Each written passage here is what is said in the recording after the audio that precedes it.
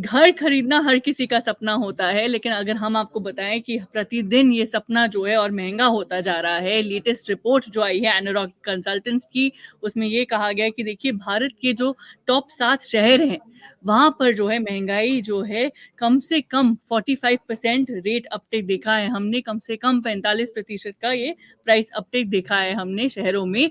Residential prices जो है, घरों के दाम जो हैं उधर। अभी पूरी रिपोर्ट जो है उसको डिकोड करने के लिए हमारे साथ हैं अनुज पुरी, चेयरमैन एनारॉक ग्रुप के। बहुत धन्यवाद आपके समय के लिए। इस स्टडी में बहुत ज्यादा इंटरेस्टिंग हाइलाइट्स हैं। कई एरियाज में 90% से रेट्स इंक्रीज हुए हैं, कई एरियाज में 80% से भी ज्यादा, और कई जगह 70% से भी ज्यादा। हैदराबाद, बेंगलुरु, नवी मुंबई और दिल्ली एनसीआर जो है, यहाँ पर आपके ब्रॉड ट्रेंड्स हैं आपकी रिपोर्ट में। लेकिन अगर आप हमारे रिव्यूअर्स को ये बताना चाहें कि देखिए उनके सपनों का आशियाना जो है और महंगा हो ही जा रहा है, वो जो जानना चाहते हैं कि देखिए हम अपना सपनों का घर लेना चाहते हैं और अब ये स्टडी के अनुसार ये और महंगा हो जा रहा है, तो ये क्यों हो रहा है? पहले तो बहुत बहुत धन्यवाद मैडम आपका हमें शो पे लेके आने के लिए। सेकंड इज मैं एक थोड़ा पर्सपेक्टिव देना चाहूंगा उसके अंदर इज आप जरूर अपना आशियाना खरीदिए, सपनों का आशियाना खरीदिए। मैं पर्सपेक्टिव देता हूँ।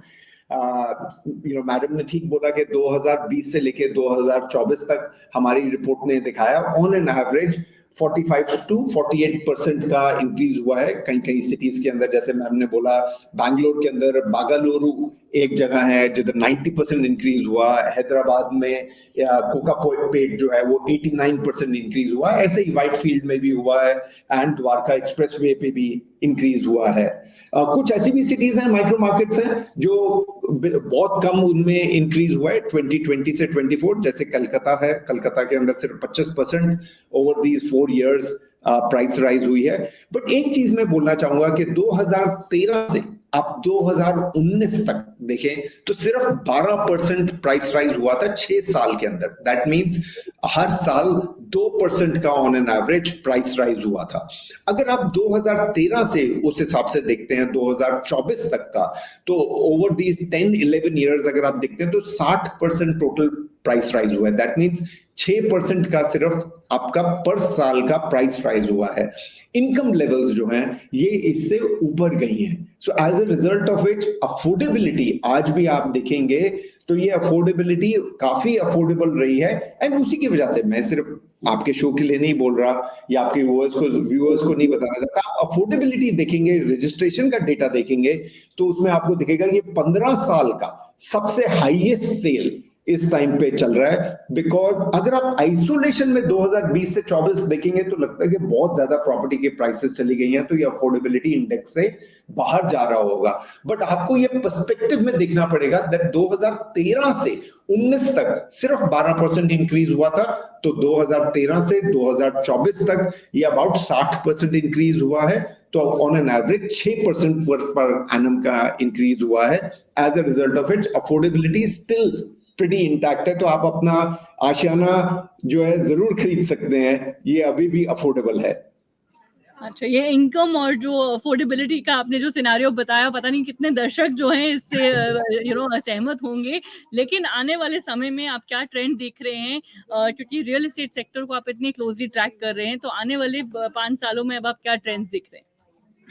सो मैम ट्रेंड काफी सारे हैं इसके अंदर। पहली बात है कि अल्ट्रा लग्जरी काफी अच्छा कर रहा है इस टाइम पे। जो यंगर बायर है, पहले 40 उम्र की एज का एवरेज एज का बायर खरीदता था आज से 20 साल पहले, आज की डेट पे अर्ली 30s में हो गया बायर की एवरेज। मेरे हिसाब से आप ये देखेंगे और यंगर होता जाएगा। सेकंड होम की सेल्स काफी बढ़ गई है। टीयर 2 टीयर 3 सिटीज में काफी ज्यादा डिमांड है और ये बढ़ती ही जाएगी। उनमें कुछ ऐसे शहर हैं जैसे लखनऊ, भुवनेश्वर, कोचीन, कोयम्बटूर, गोवा जैसा शहर बहुत अच्छा इस टाइम पे चल रहा है। और प्लॉटेड सेल्स, आदमी आज भी इंडियन जो बायर है वो प्लॉट मांगता है एंड प्लॉटेड की सेल्स जो है वो हम देख रहे हैं कंटिन्यूअसली बढ़ती जा रही है। एंड ओवरऑल देख रहे हैं जो नामी डेवलपर्स हैं, जो लिस्टेड डेवलपर्स हैं, उनकी सेल काफी अच्छी चल रही है क्योंकि बायर जो है वो ब्रांड को ट्रस्ट करता है और ब्रांड की वजह से वो वहां पर जा रहा है। इवन थोड़ा सा महंगा भी उसको खरीदना पड़ रहा है, पर हम देख रहे हैं कि कंसोलिडेशन और मैच्योरिटी इस सेक्टर के अंदर बहुत आ रही है।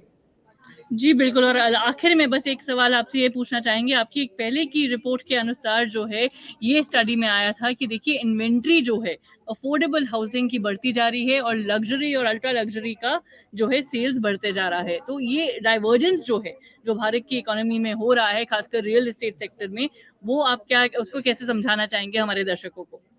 ये आपने बिल्कुल ठीक बोला कि जो अल्ट्रा लग्जरी और लग्जरी के घर हैं वो काफी बढ़ गए हैं सेल्स के अंदर। बिफोर पैंडेमिक ये थोड़ा सा लैकलस्टर था एरिया, बट पोस्ट पैंडेमिक या पैंडेमिक के अंदर ही हमने देखा कि डिमांड जो थी लग्जरी की और अल्ट्रा लग्जरी की बहुत बढ़ गई। उसमें वेल्थ भी बहुत लोगों ने क्रिएट करी, स्टॉक मार्केट पे भी बहुत क्रिएट हुई, अपने अपने कंपनीज में लोगों ने डाइल्यूट किया। तो उस हिसाब से अल्ट्रा हाई नेटवर्थ इंडिविजुअल की एबिलिटी हो गई ये बाय करने के लिए एक्सपेंसिव प्रॉपर्टी। अफोर्डेबल हाउसिंग में दूसरी तरफ हमने देखा कि जो डेफिनेशन गवर्नमेंट ऑफ इंडिया ने दी हुई है वो आज से 7-8 साल पुरानी डेफिनेशन है। वो डेफिनेशन अब ब्रीच हो रही है। जैसे उसमें बोला गया 45 square metres, that mean 450-500 square feet का अफोर्डेबल हाउस होना चाहिए, उससे नीचे का। पोस्ट पैंडेमिक हमने देखा डिमांड जो है ये बड़े घरों की होने लग गई, चाहे उसकी इनकम कैटेगरी बायर की आज भी वो अफोर्डेबल इनकम में आ रहा है, बट वो खरीदना बड़ा चाहता है। वो 1 बेडरूम नहीं लेना चाहता, 1.5 लेना चाहता है, 2 नहीं लेना चाहता, 2.5 लेना चाहता है। As a result of it वो अफोर्डेबल की हाउसिंग की डेफिनेशन जो है वो ब्रीच हो रही है। प्लस 40 लाख रुपया हमने लिमिट रखी हुई थी कि 40 लाख के नीचे अफोर्डेबल हाउसिंग कहलाई जाएगी, वो भी ब्रीच हो रही है। तो अगर आप इसको पूरे सिनारियो को पर्सपेक्टिव में देखेंगे तो ऐसे नहीं है कि लोअर एंड के घर बिक नहीं रहे हैं। It's just that lower and में जो हम क्लासिफिकेशन दे रहे हैं अफोर्डेबल हाउसिंग की, वो डेफिनेशन को ब्रीच करके वो अफोर्डेबल हाउसिंग से बाहर निकल के आ रही है सेल। जी, बिल्कुल। बहुत-बहुत धन्यवाद आपके समय के लिए और हमारे दर्शकों को ये लेटेस्ट जो ट्रेंड्स हैं, वो भी समझाने के लिए आपकी स्टडी के अनुसार। धन्यवाद madam, thank you. Thank you.